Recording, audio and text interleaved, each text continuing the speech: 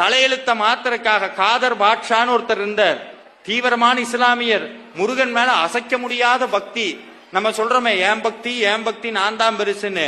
ஒரு இஸ்லாமியர் முருகனை தினந்தோறும் பாடினார். செய்யாத குற்றத்துக்கு ஜெயில போட்டாங்க. கூட இருந்தவன் கேட்டான், என்ன பாய் முருகன் கொடுத்தார் போல அப்படின்னு இருக்கான் குசும்பு.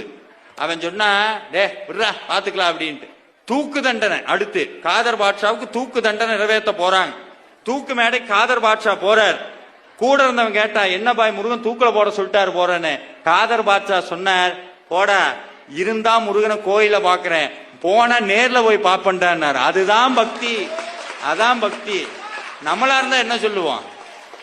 ஆமா கும்பிட்டு நாள் ஆச்சு எனத்த கும்பிட்டு. காதர் பாட்ஷா தூக்குல போட போறாங்க. கடைசி ஆசை என்னன்னு கேட்டாங்க. எங்க அப்ப முருகனை பாடணும், அதான் என் கடைசி ஆசை. தூக்கு மேடையில கூடி இதுதாங்க முருக பக்திங்கிறது, இதுதான் முருக பக்தி. அந்த பக்தி வந்ததுன்னா சாமி கைவிட மாட்டார். முருகனை பாடணும்னு ஹார்மோனிய பெட்டி கொடுக்கறாங்க, பாடுறார்.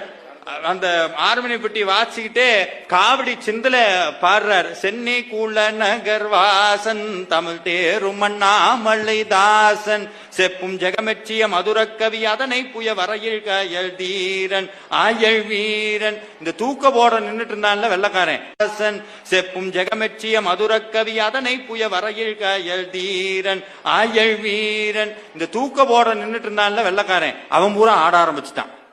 அவனை மறந்து ஆடுறான். 6 மணிக்கு தூக்கல போடணும். 6 மணி 6:05 6:10 6:10 6 காலாகி போச்சு. 6 மணிக்கு மேல தூக்கல போடக்கூடாது, இறக்குறாங்க காதர் பாட்ஷாவை. திருப்பி விசாரணைக்கு வருது வழக்கு. கோர்ட்ல நீதிபதி நிக்கிறார். எதுக்கு அவரை தூக்கல போடல அப்படின்னு கேட்டார். இவர் பாடணும்னு கேட்டார், நாங்க ஹார்மோனிய பெட்டியை கொடுத்தோம், அவர் பாடினார், நாங்க மெய் மறந்து ஆட ஆரம்பிச்சிட்டோம்.